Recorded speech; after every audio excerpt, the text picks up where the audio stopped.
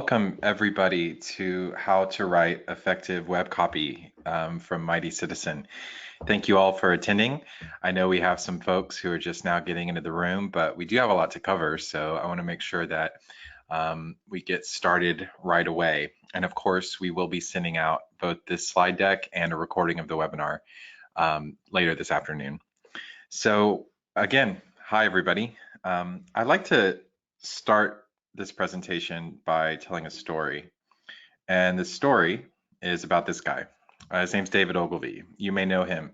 He started what eventually became one of the world's largest ad agencies. And he has a really interesting story, and I encourage you to read all about him if you get a chance. He's written a few books of himself. But there's a great story about David Ogilvy that I think really illustrates why we're taking an hour out of our workday to talk about writing, especially for the web. And the story goes like this. It's the early 60s, and Ogilvy at this point is a very powerful, rich man living in New York City. And it happens to be the very first day of spring in New York. And if you've ever been in New York on the first day of spring, it's kind of a special time because, you know, for the previous 4 or 5 months, most New Yorkers were mostly huddled up inside. And so it's pretty special to be able to go out into the sun for the first time. And Ogilvy's walking down the street and he passes a man who is homeless and who is blind. And this man is begging for a change on the sidewalk. And Ogilvy notices him, but he also notices that nobody else is noticing him, that they're walking by this guy without paying him any attention. And Ogilvy, whose background was in copywriting, he was a really excellent copywriter, is sort of struck with the moment of inspiration. He notices that the guy's sign that he's holding up reads something like, you know, "I'm hungry, please help," something that you might expect. But Ogilvy is struck with inspiration. And so he asks the man if he can borrow his sign, and he flips it over to the back and he pulls out his Mont Blanc pen and he writes a new message. And he hands the sign back to the man. And the story goes that later that day, Ogilvy is walking back down that same street and notices that the man's cup is filled with dollar bills and that people are stopping and talking to him and offering him help. So of course the question is, what did Ogilvy write that made such a difference? And this is what he wrote. "It is spring and I am blind." Now, I tell this story mostly to illustrate the power of language, but I also like to talk about what is so effective about this message. Why did this message make such a tangible, concrete difference? Well, there's a lot going on in this message. It is short, right? Easy to read. You don't have to spend much time deciphering it. It's rhythmic almost, right? There's symmetry, those 7 words with the word "and" in the middle. It is a moment, though, I think the most powerful thing about it is that it's a moment of really powerful communication, real human connection. Here I am enjoying this beautiful sunny spring day, and in just 7 words, I'm reminded that other folks just aren't as fortunate as I am, and I should keep that in mind. So, with that little opening story in place, I want to introduce myself real quick. That's me, kind of. My name's Andrew Buck. I'm a content strategist here at Mighty Citizen. For those of you who may not know, Mighty Citizen is a branding and digital transformation agency for mission-driven organizations. I've been here about 4 years, but have been working in marketing and copywriting for almost 20 years, believe it or not. And that is my email address. I'll give it again at the end of the presentation. And I want any of you on the call to feel free to send me a message at some point. I would be happy to answer questions or just talk about online communication. It's one of my favorite subjects. So by the end of this webinar, I'm hoping that you should be able to identify the most common challenges that professional communicators face online, write for how users actually read online, increase the readability of your web copy, and we're going to talk at the end about some ways that you can make your online content more sticky We'll talk more about that, what that means when we get there. So with that in mind, let's just go ahead and jump right in by talking about what we're up against. I'm assuming that most, if not everyone on the call today is some sort of professional communicator in marketing or fundraising or development or something like that. And some of the things I'm going to talk about now might seem really familiar, some might be news. So the first thing I always like to remind our clients of is that our users have really limited attention spans. So they did a global study back in 2000 to discover that the average human adult had a 12-second attention span. And they measured goldfish at about 9 seconds.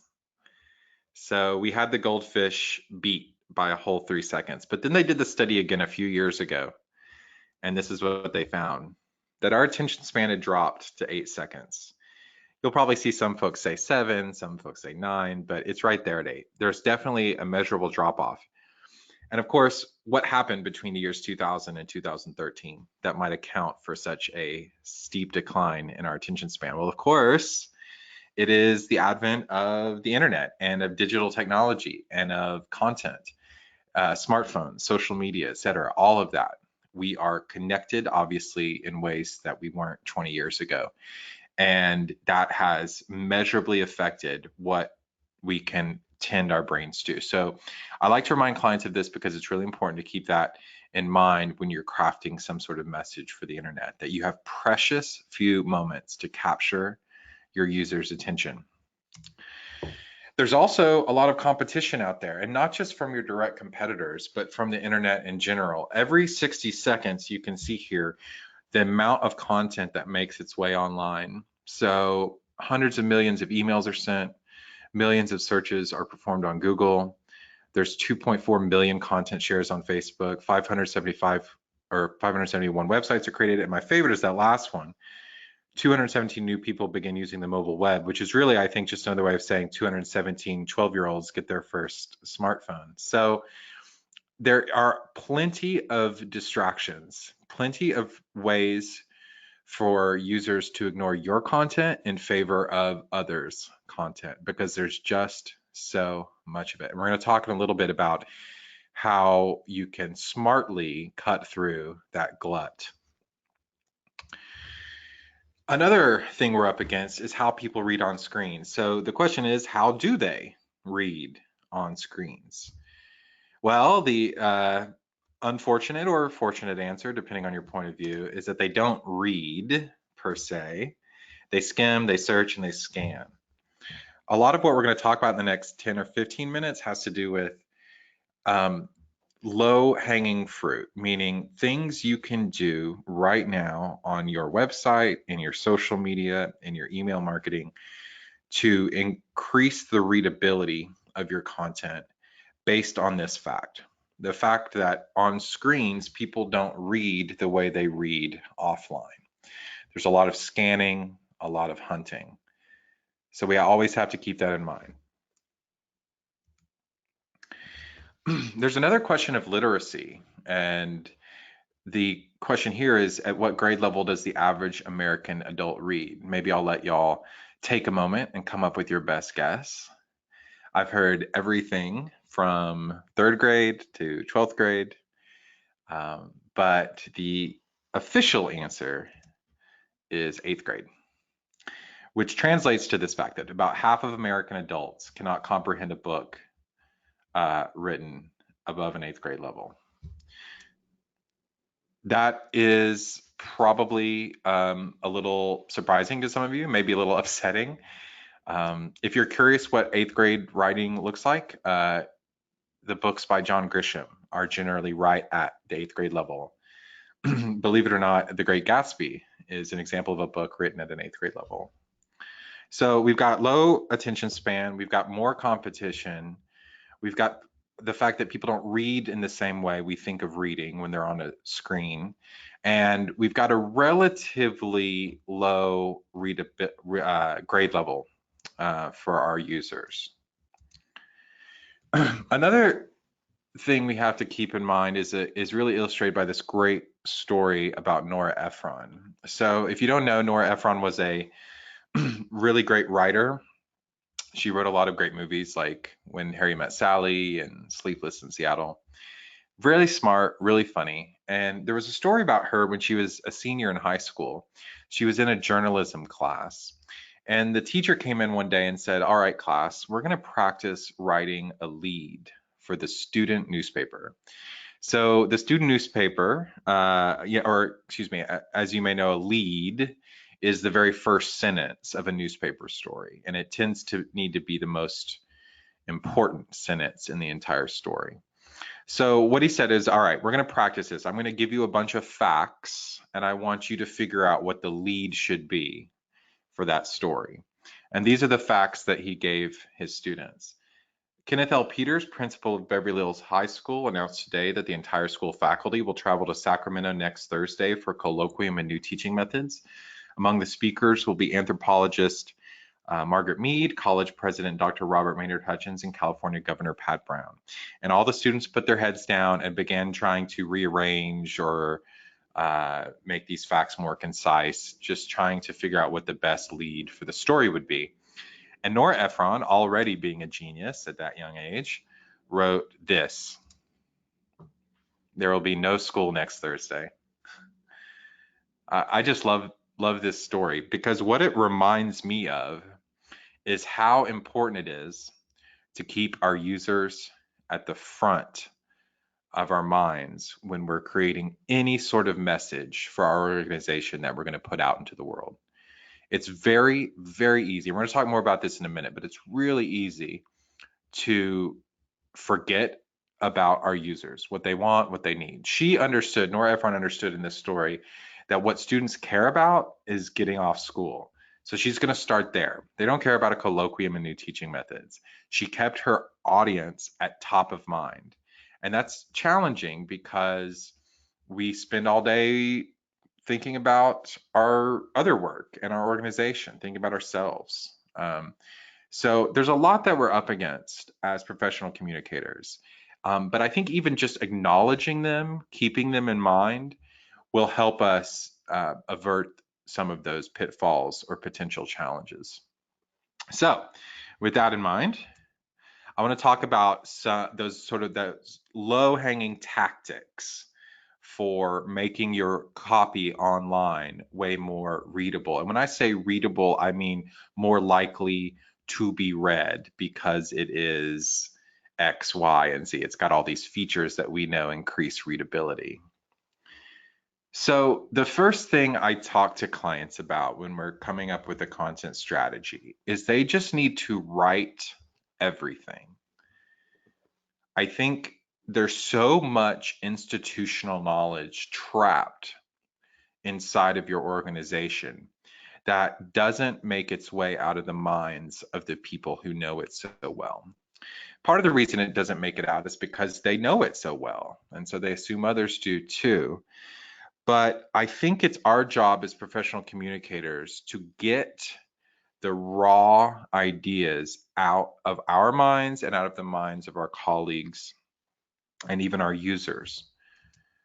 And so just get it out of your head. Right. I think we write sometimes too obsessively. We try to write well. The truth is, your first draft will be terrible. Let's just internalize that reality. If you're doing it right, your first draft will be horrible. And what I mean is, it's because you're not worried about form or audience, even really. It's more just getting the massive thoughts out, even the little thoughts out, anything. And I hesitate to use the phrase stream of consciousness, but there's some element of stream of consciousness writing.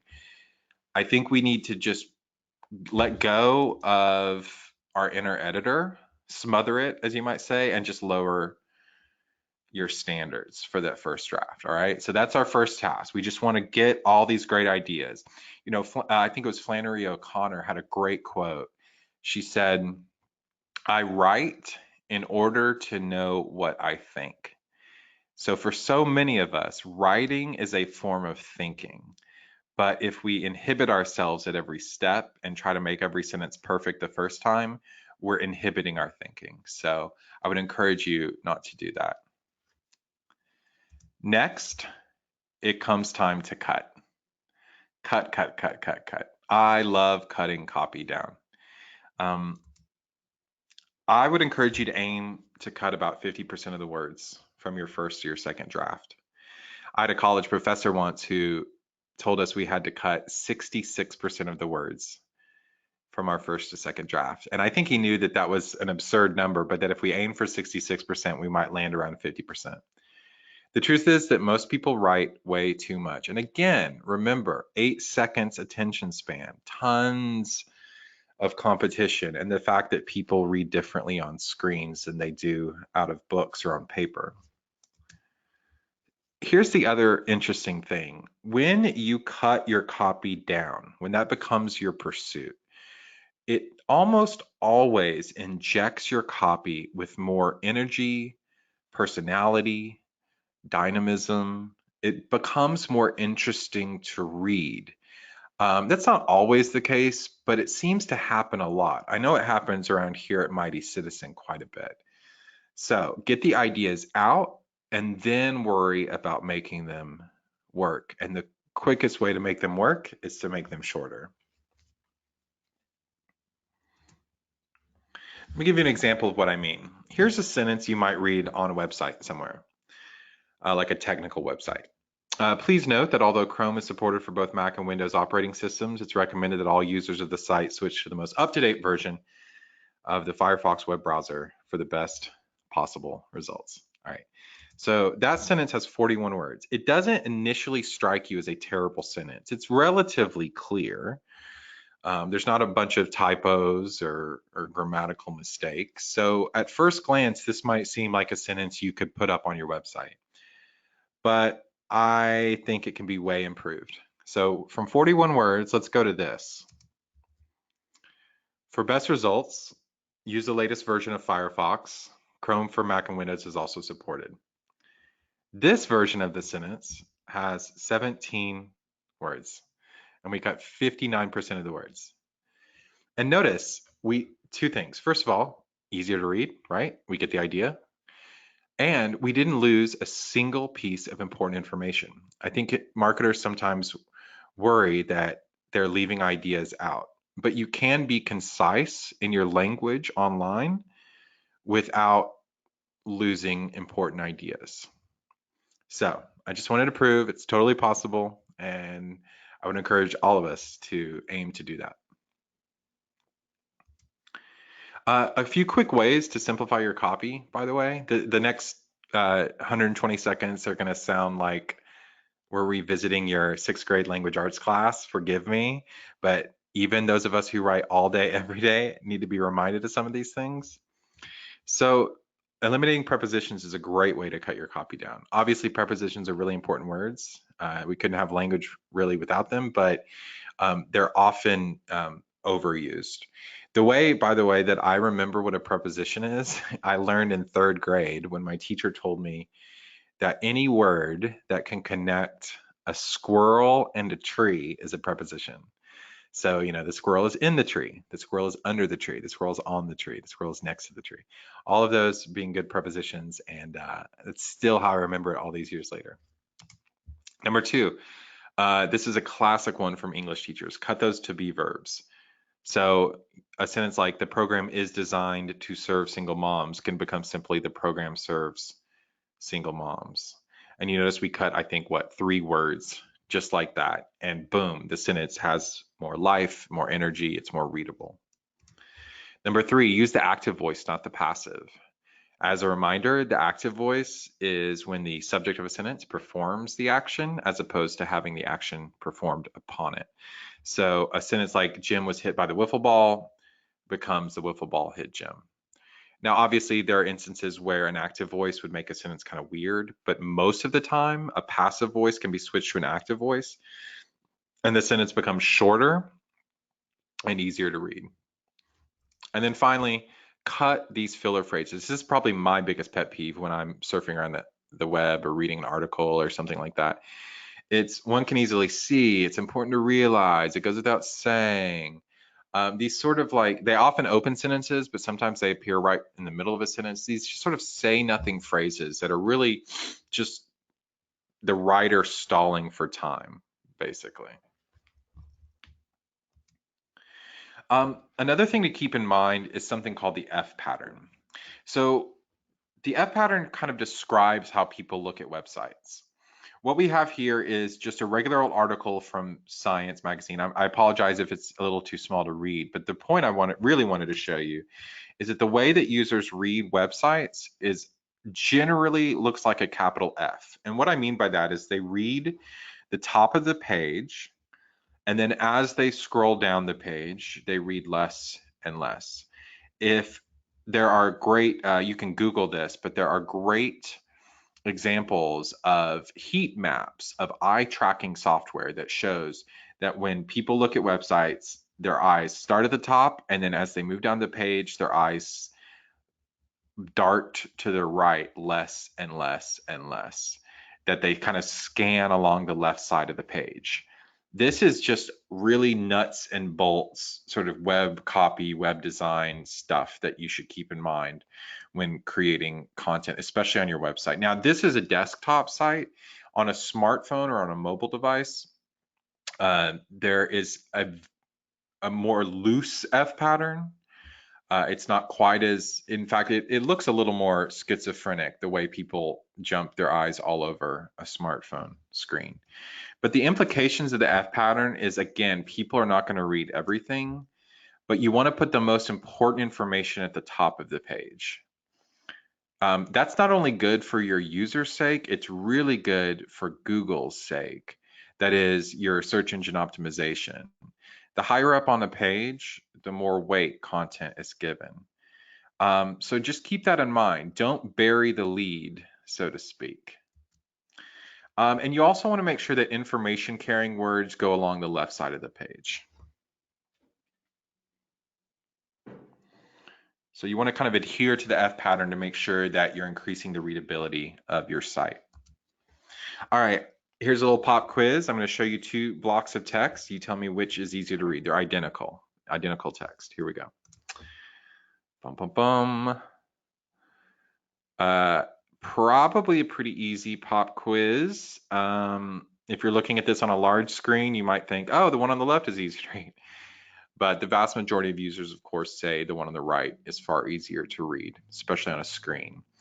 So the question is why, right? Well, it's because the one on the right uses structure and format in ways that the one on the left does not. So a few things I'll point out here. There's a title on the right. That's nice.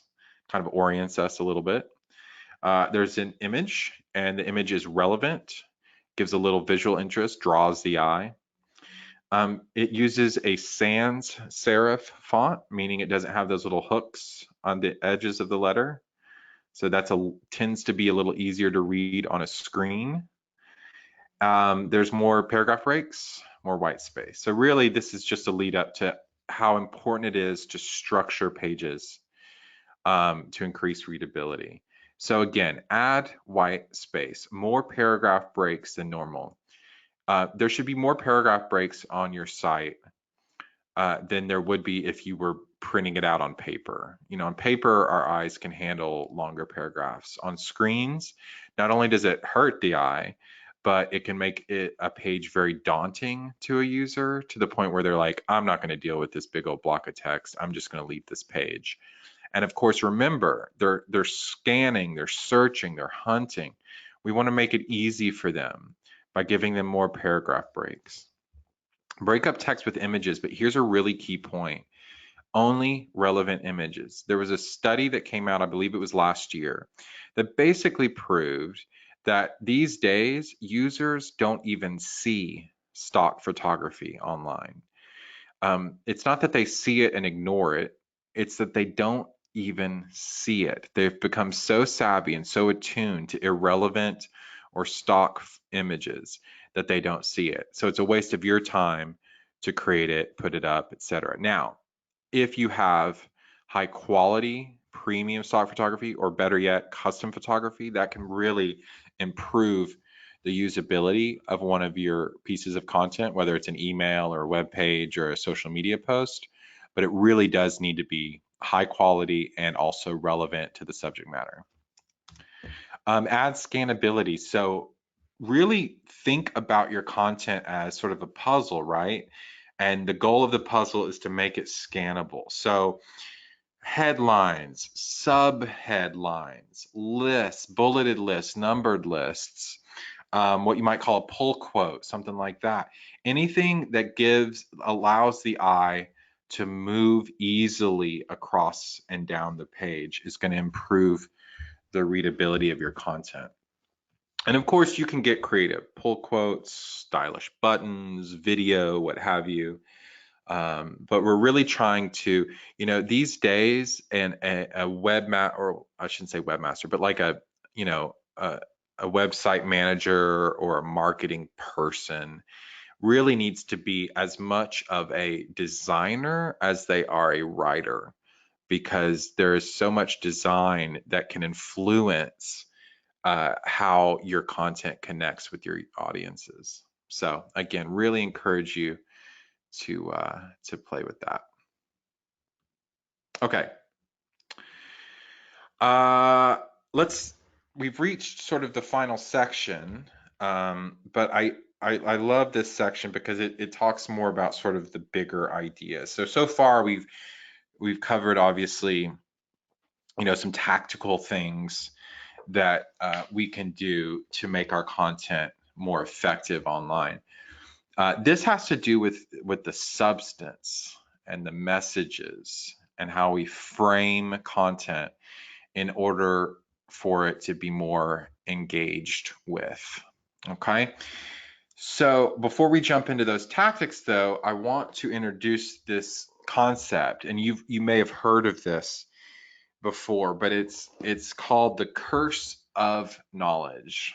And it basically says that once you know something, it's impossible to imagine what it was like not to know it.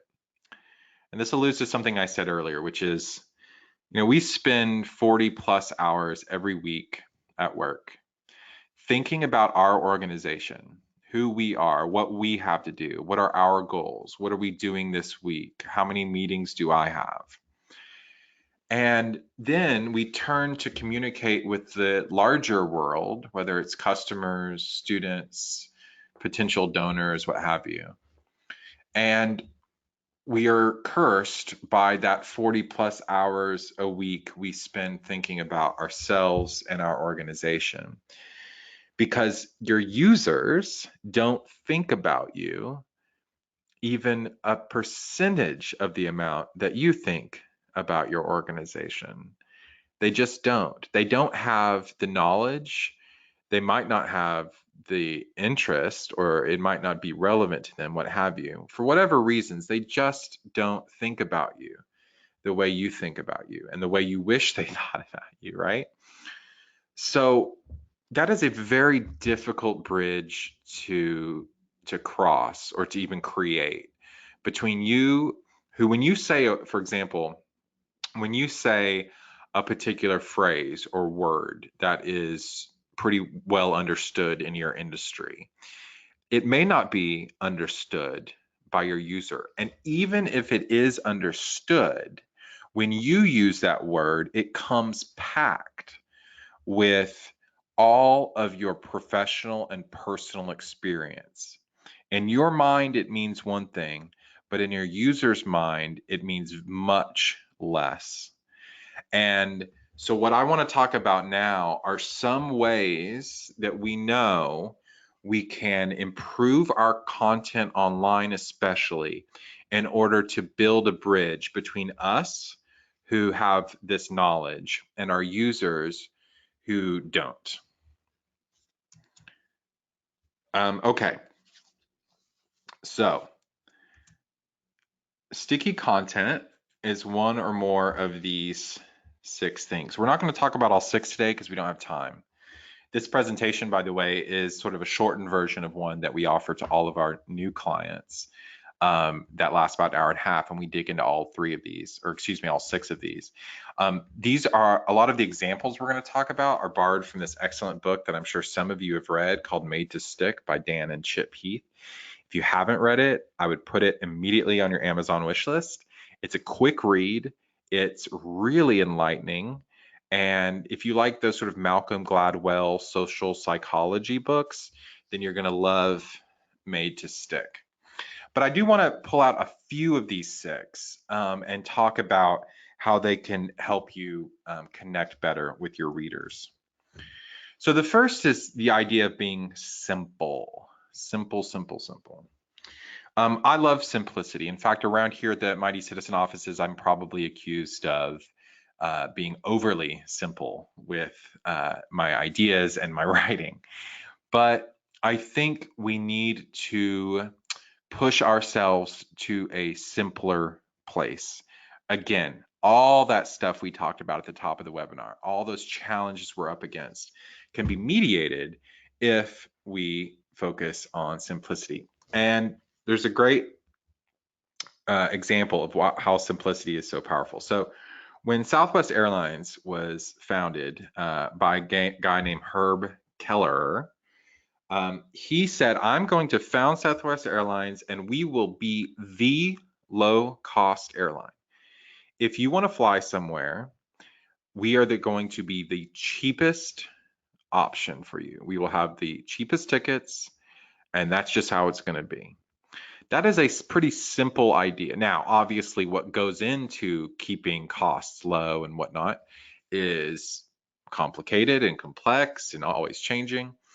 But the idea of having a simple guiding message, I think, is really important for marketers to keep in mind. For starters, there is the simple idea of why your organization even exists. That's the first question we always ask when we have a discovery with a new client. Why do you exist? Often they don't have a real clear answer. But even from a macro level like that down to a really micro level like, what is the point of this web page? What is the point of this marketing email? What is the message, the singular message we want to send out when we post this blog to our Facebook and Twitter and Instagram accounts, right? I think we need to get real clear on that. And I think one way to get clear on that is to keep it simple, just like Herb Kelleher did. Now, at one point, one of Herb's sort of, underlings came to him and said, we did a little bit of a survey and our passengers tell us that they would love a chicken Caesar salad sandwich, or excuse me, not sandwich, just a chicken Caesar salad. And Herb said, that's great. I love chicken Caesar salads. That sounds wonderful. Let me ask you one question. Is it going to cost anything extra? Will it make ticket prices more expensive? And they said, well, that's the best part. It's only going to increase ticket prices maybe 50 cents or a dollar. And he said, then we're not doing it because it violates our simple idea, our simple purpose, our simple philosophy.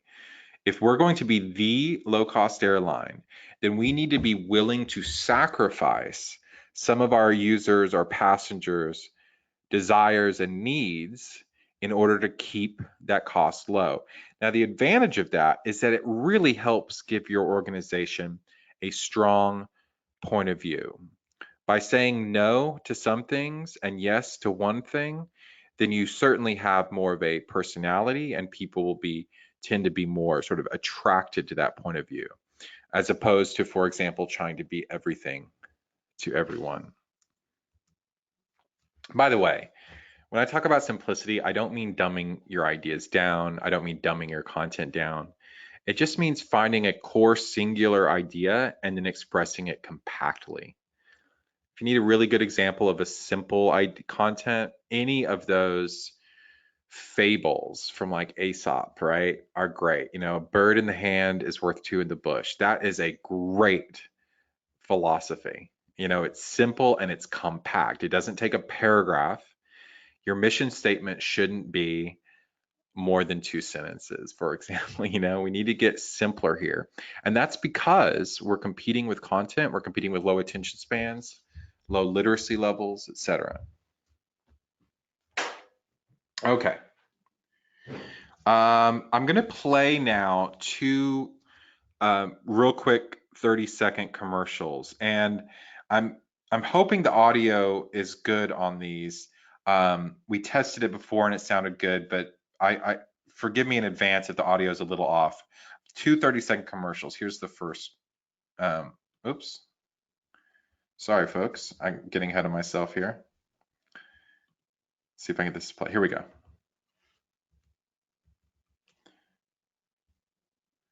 Is it playing? Oh, I don't think it's playing. Darn. Oh, I know why. It's because we're doing this microphone instead of the computer audio. Well, okay. So this is a commercial for outpost.com. You can find this on YouTube, by the way. And basically it's a guy saying, hey, we wanted to make a statement, so we decided to have a marching band help us, and then we released wild wolves to attack these marching band members. So this was a commercial that ran years ago. It was really popular. It ran in the Super Bowl. It actually got a lot of news stories written about this commercial because it was an early example of being unexpected, right? Here's an unexpected idea. You don't expect wolves to attack this marching band to promote some computer company. The other commercial, and I'm so sad that you can't hear this, I apologize, but you will be able to see them when we send you the recording, and of course the slide deck has them in there too. This is an ad that appears to be a typical ad for a minivan. It's describing all the wonderful features of the minivan, like the heated cup holders and the great navigation system. It shows the kids and the parents having a grand time. The music is soft and inviting. It's very, very, very wholesome. And then there's a car accident and this message about buckling up. So here we have two examples of content that attempt to cut through the content glut, or to cut through that 8-second attention span by being unexpected. And I think I know that the clients we work with, there's some appetite from them to be unexpected, a little provocative maybe in their messaging or in some of their content. I think that's a good instinct to have. I wish more organizations were willing to sort of be bold. But here's the thing. If you are unexpected or provocative without being interesting, then I would say your message is going to be ineffective. So between these two commercials, right, the wolves attacking the marching band and the family getting hit by the car for buckle up PSA, I would argue that the wolves attaching the marching band is ineffective as a piece of communication. And the reason is the unexpectedness, the provocation is not linked in any way to the message trying to be conveyed. It was a commercial for a computer company, and wolves attacking a marching band has nothing to do with computers or the computer company or any of the products or services they offered. There was a total disconnect. So in that case, it was a gimmick, and we don't want to be gimmicky. I think a lot of commercials these days, if you watch TV, are really gimmicky. They try to be so outrageous or weird in order to capture your attention. But what they fail to do is to convert that attention into something interesting, something relevant to their organization or their product or what have you. Meanwhile, this car PSA with the buckle up message is effective, I would argue, because the unexpectedness, the car suddenly slamming into them when you don't see that coming, is related directly to the message they're trying to convey. Now, there is not, I haven't even, I'll say this, I haven't stumbled across a formula for making unexpected content work. There's a little trial and error, right? But I'll tell you who's really good at it is the local news. So, you'll see these commercials for your local news. They're like, is your toothbrush killing you tonight at 11? Or are escalators uh, dangerous for children? Tune in at 10. What's so effective about that, and why we can learn a lesson from that as organizations is if we're going to be a little provocative, we're going to be a little unexpected. One way to do that is to create a mystery, to be mysterious, to create some sort of in the user, right? The reader. They're like, what is that about? I have to know. Because see, humans have this innate need for resolution. We like things to be, tidy and tied up at the end. It's why people had such a problem with the end of The Sopranos, because it just cut to black in the middle of the scene and people were going nuts. We want to know, how does it end? And so if you as an organization put out some sort of mystery, people will sort of naturally want to know how that is resolved. So that's one technique for being unexpected in an effective way. But again, I want to encourage you not to be gimmicky, but to be relevant and interesting. It can be done, but it takes a keen eye and probably a little bit of trial and error. All right, next up. So we talked about simplicity, we talked about unexpectedness. And real quick, I want to talk about Charlie Strong and his core values. So Charlie Strong, for those of you who don't know, is a former head football coach at the University of Texas at Austin. Mighty Citizen, by the way, is here in Austin, Texas. In fact, I'm looking out the window now and I can see just the very tip top of the tower on campus. He's no longer the football coach because turns out he didn't win a ton of games. And in Texas, that's a bit of a sin. But he did something that I thought was pretty amazing. I'm not even sure if he knew just how amazing it was, or that he was being amazing. He was a great guy, fantastic leader, really understood the people that he worked for and with.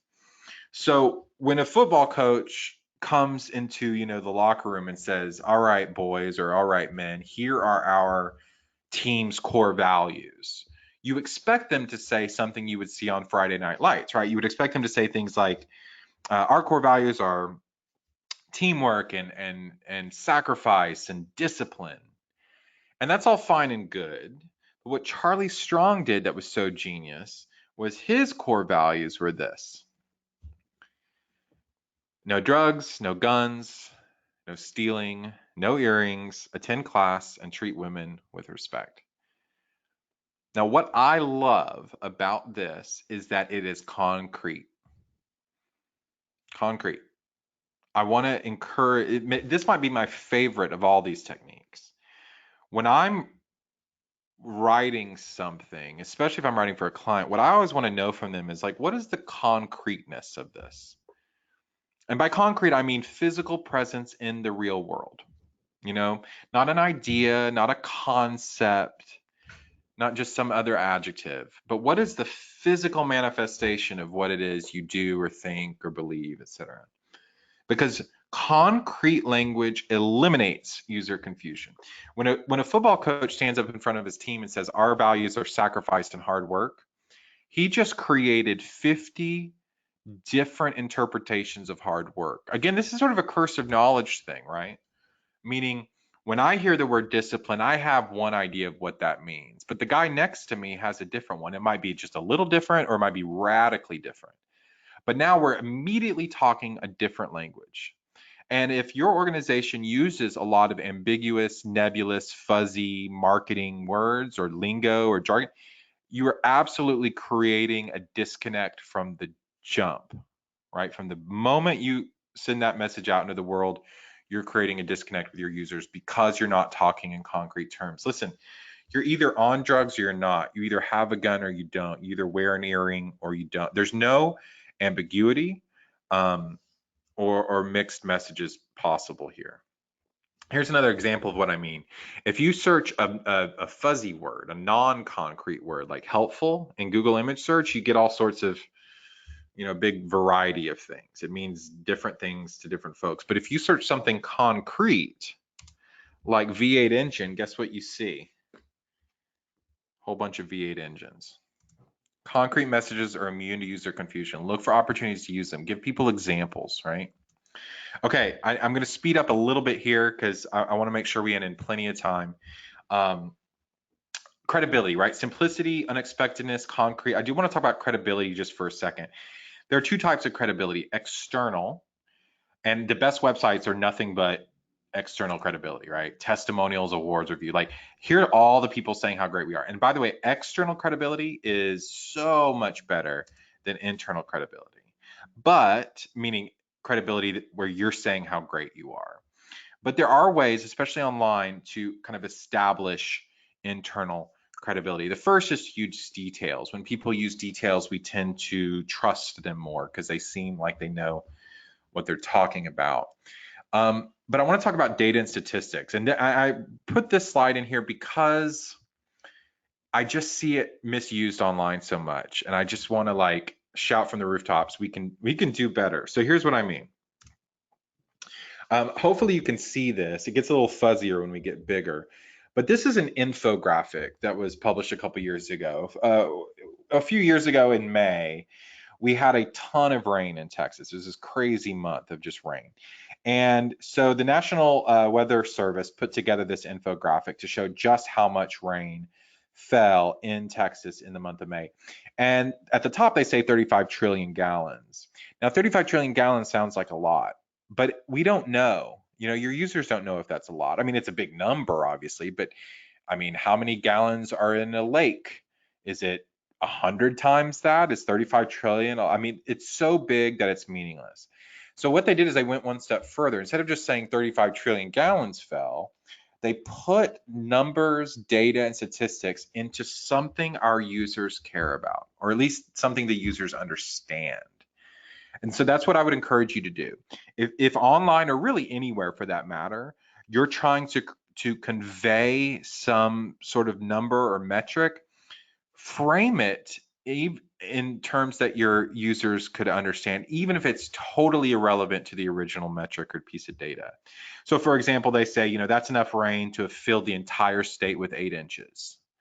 That's kind of good. Or that's enough to fill up California's 200 reservoirs 3 times over. That's enough to fill up the island of Manhattan 4 times over the Empire State Building. My favorite is the one in the lower right. If you can't read it, it says enough to supply the entire world's population with 10,000 days of water if everybody drank 8 glasses of water a day. I mean, that's huge, right? That's huge. Suddenly, what was a lifeless number suddenly feels enormous. So an infographic, if y'all are out there creating infographics, an infographic is not just slapping up numbers and changing the font size and the font color. It's about using images or graphics to convey that number in a way people understand. So a bit of a digression from me, but I find it really fascinating, and I hope you do too. Okay, we've got about, let's see here. I want to finish in the next 7 to 8 minutes. Okay, so let's talk about emotions for a second. Mad, sad, glad, and afraid. Those are the 4 basic human emotions. Every other emotion is usually just sort of a combination or a shade of one of these emotions. Why do I bring up emotions? Because no action is possible without an emotional component. I really believe that. I hope you do too. That every action, especially actions we're asking people to take, to persuade people to do, have an emotional component, even really small ones. You might have heard of the Truth Initiative. They're an anti-teen smoking campaign. They've been running for years now. They do these very provocative emotional appeals. Here's an example of one of them that sort of plays on fear and anger about how smoking kills people who smoke. They've also run these really outlandish, evocative sort of TV commercials where they pull out fake body bags and dump them on the steps of Philip Morris to protest advertising. Anyway, very emotional, right? Anti-teen smoking campaign. Now, at the same time that the Truth campaign started, this other one started called Think Don't Smoke. So we've got these 2 parallel anti-teen smoking campaigns running. And the Think Don't Smoke campaign was a lot more traditional and logical. It wasn't as provocative or interesting. sort of what you would think of when you think of a PSA. And guess who ran this one? Philip Morris. They were forced to run anti-teen smoking PSAs when they lost a bunch of lawsuits in the 90s. Now, a couple years ago, they did a study and they found that teens that had been exposed to the emotional campaign were 66% less likely to smoke, while teens who were exposed to the non-emotional logical campaign were 36% more likely. More likely to smoke if they appeal to your logic, way less likely to smoke if they stir up your emotions. This is just a great illustration of how important emotions are. Now, I think that marketers sometimes feel like, oh, I don't want to be manipulative, I don't want to be craven, I don't want to play on emotions. I understand that instinct, but my response to that is, look, if as long as you're not lying, as long as you're being authentic, as long as your organization is telling the truth as you see it and as you believe it to be, then ignoring the emotional component of your audience is, I think, short-sighted. I mean, you have to acknowledge that there is an emotional component to every action, that human beings are emotional creatures, and that to acknowledge that is to better persuade, to better engage, and really, frankly, to be more real. Okay, so I'm sorry I'm speeding through this. There's just so much. All right, last thing I want to talk about is stories. Why is storytelling so popular? Why is it kind of such a buzzword in the marketing space? And that's because how you share your message tells people how to respond to it. And that's why storytelling is popular. Here's what I mean. If you make a claim like, we are this and we do this, then what you're saying to your audience is, I want you to argue with us over the facts. You're on that side of the fence, I'm on this side, I'm shouting something over that fence, and that causes your brain to fire up its rationale and logic. Now, even if you agree with whatever it is I'm saying, you're still using that part of your brain. You're arguing, we're facing each other. But if you tell a story, you're saying, I want you to see things from our point of view. Come over here to this side of the fence and look out at the world the way that we do. That's so much more engaged. I'll give you an example. I'll give you a little demonstration of how effective this is. Let's just take 60 seconds right here at the end, and let's imagine the following four things. Just there at your desk, imagine these four things. Imagine a flashing light. Imagine someone tapping on your skin. Imagine a word that begins with the letter B. Now imagine the Eiffel Tower. Okay. Now, what was going on there? When you imagined the flashing light, the visual area of your brain lit up. If we had you hooked up to a, like a CAT scan or MRI, whatever, you would see the visual part of your brain light up. Same thing with tapping on the skin, that the part of your brain that processes touch would light up just from you imagining it. If we had a high definition camera on you, when you thought of a word that begins with the letter B, we would have seen your lips move into the shape of making the letter B. And if we'd had that same camera on you when you imagined the Eiffel Tower, we would have seen you look upward slightly. This is just facts, right? This is proven. This is science, okay? So what does this mean? What it means is that imagining something is almost as good as doing that thing. At least from your brain's point of view, there's very little difference between experiencing something and really imagining it. And that is why telling stories, and by the way, when I say stories, I want to be real clear that I'm talking about like Once Upon a Time. I mean, not literally like fairy tale, but I mean, there's a hero, there's a journey, there's obstacles, there's success in the, traditional storytelling. If you tell stories, you're saying, imagine this. And humans can't help but imagine it. It's how we're wired. That's why stories are so powerful. You are on my side of the fence. We're seeing the world through my point of views, and now we're far more engaged, and I can influence you a lot more effectively. By the way, who's the hero of the stories that your organization tells? Here's a hint. It's not your organization. The hero of the stories you should be telling are your customers donors, students, what have you, your audience, your users. They are the hero. Talk about them. Less talk about you, way more talk about them. By the way, here are 3 quick plots you can spot really easy in an organizational structure. And you can tell these stories over and over and over again. People don't get sick of them. The first, David versus Goliath, right? Hero faces a huge challenge and succeeds. We all know David versus Goliath. That one pops up over and over. Odd couple. We love when a hero joins forces with someone or something unexpected.